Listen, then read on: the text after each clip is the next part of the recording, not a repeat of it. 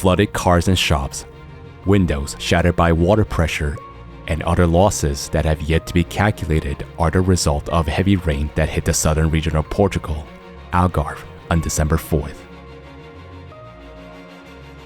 The city of Faro was particularly affected.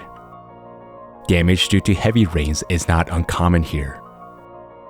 However, local residents say they do not remember such a serious situation. Italy. Only during the first weekend of December, more than 10 extreme climatic events occurred in the country. In a significant part of central and southern Italy, residents had to suffer from violent tornadoes, floods, and landslides. Downed power lines left urban and rural residents without electricity. Rome was hit by a real water bomb, which also caused a power outage.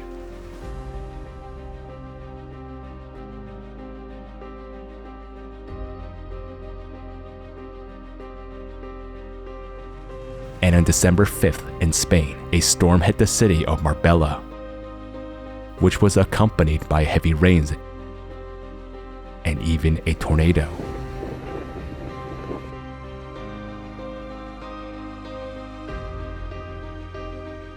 Cataclysms are gaining momentum.